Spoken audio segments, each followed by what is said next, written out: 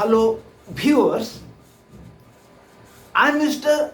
Dilip Kumar Pal stands before you today on a very important topic of paper number 9 of 4th semester, and the name of the topic is Public Service Delivery System or PSDS.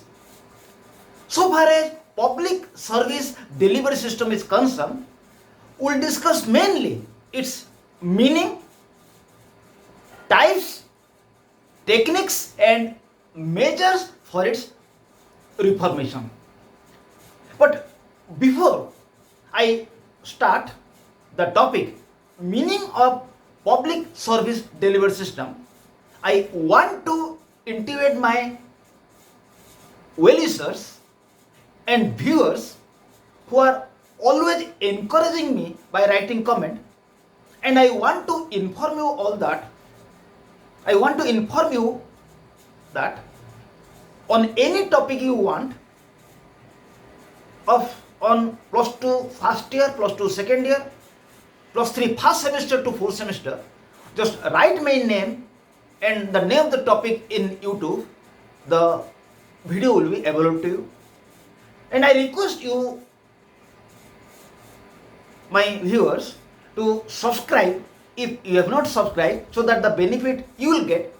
And those of your friends who have not subscribed but they are reading in plus 2 first year, plus 2 second year, plus 3 first semester to 4th semester, make them intimate so that they will know about the channel and they will get the benefit and a little bit help to anybody. It is a great help to people in general. So what is public service delivery system? What is the meaning? Just as a tree is known from fruits it maintains, in a similar manner, a government is known from services it gives to people. A government is known from services it delivers to the people. If a government will give better services to people, it will have name and fame. If a government will be unable to give better service to the people, it will be defamed. So, public services determine the popularity of a government. So what is a public service delivery system, PSDS? Public service delivery system means people are getting a lot of services from the government. No doubt people are getting services from the private organizations, but there are certain services which the private organization cannot give. There are some important services which the government can give, like service in the field of education, service in the field of health, protection of life, liberty of people, provision of justice. These essential services only the government can give to the people. So, services which the government gives to people, it is known as the public service. Or the service which the government delivers to the people in the field of education, health, administration of justice, law and order, it is known as public service. So, you are clear what is the meaning of public service. So, no doubt government gives services to the people, but people are in different forms. Sometimes they are like client. Client means they require help of state. Sometimes people are like client. People are in different forms. Sometimes people are in the form of client. They require help of state. Otherwise they cannot exist. It is known as the client. Sometimes people are like client. Sometimes people are like a regulatee. Sometimes people are regulated either by police or by income tax. department. Whenever people are regulated, at the time, the same people will become regulative. Again, sometimes people are litigants. Litigant means if there will be some injustice to people, if there will be some injustice to the people, people demand justice through judiciary. At the time, the same people will become litigants. Again, sometimes people protest against the wrong policy of the government. At the time, the same people will become protester. And the same people will become participants at that time whenever government allows people to participate in the policy making process, policy monitoring process, policy implementation process. The same people will become participants. So we are clear that people are in different forms. Sometimes they are client, sometimes they are regulative, sometimes they are litigants, sometimes they are protesters, and sometimes they are participants. Again, government has also different modes. Sometimes government is in a participatory mode. Whenever a government allows people to participate in different programs, it is known as government in participatory mode. Again, non-participatory mode means whenever the government allows, when the government will not allow people to participate, it is the government in non-participatory mode. Repressive, sometimes government uses coercive measures, sometimes government suppresses people.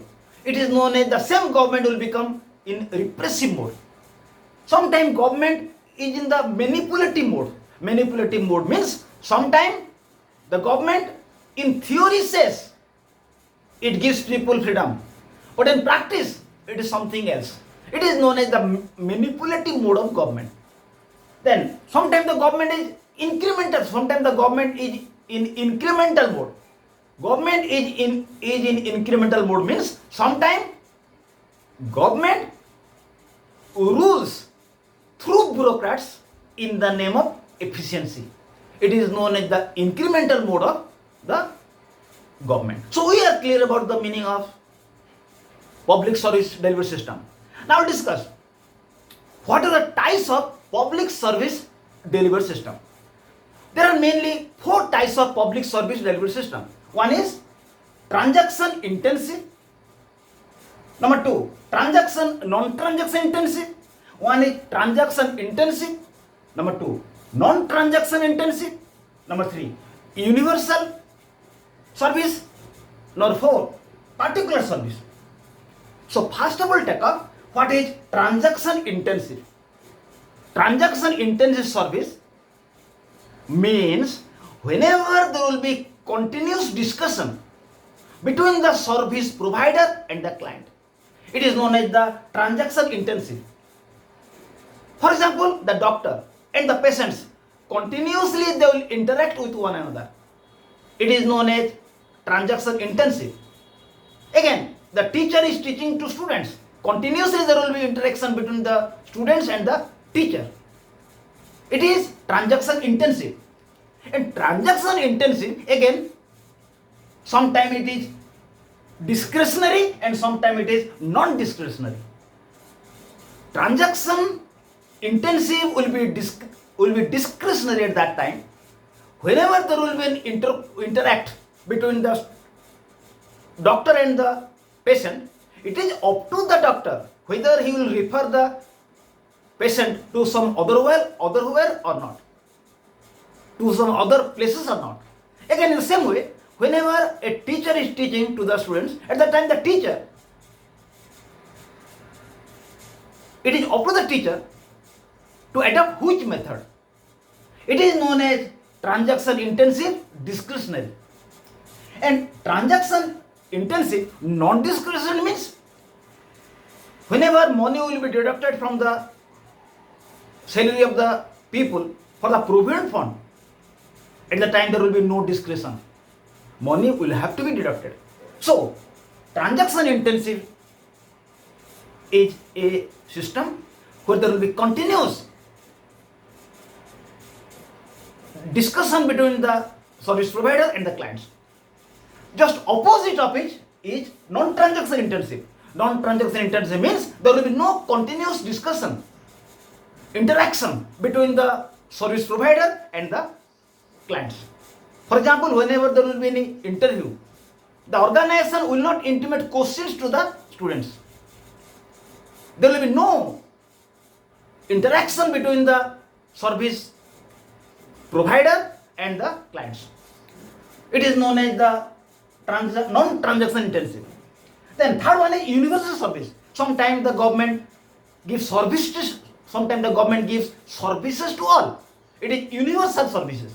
Particular services. Sometimes government gives services to some particular people. It is known as particular services. So we are clear about the meaning of PSDS, Public Service Delivery System, its types. Now discuss techniques of Public Service Delivery System. There are various techniques. Number one, online filling of complaint and grievances. The first technique is that nowadays people give their complaint online. There is no need for them to go to office to give complaint. So online filling of complaint and grievances is a technique of Public Service Delivery System. Number two, online application registration. Now, for the sake of admission in any education institution, registration will be made online. There is no need for the students to go to the institution for the application. So, second technique is online application registration. Now, registration are made online. Number three, online issue of certificates. Now, people apply certificates online, and certificates they will obtain also from online. Then online tracking of building plans. Whenever people want building plan, they will have to apply for the building plan, and building plan will be available online. Online issue of land records. Now people obtain their land records online. Online auction biddings. Now auctions are made online. There is no need for the people to gather before any office.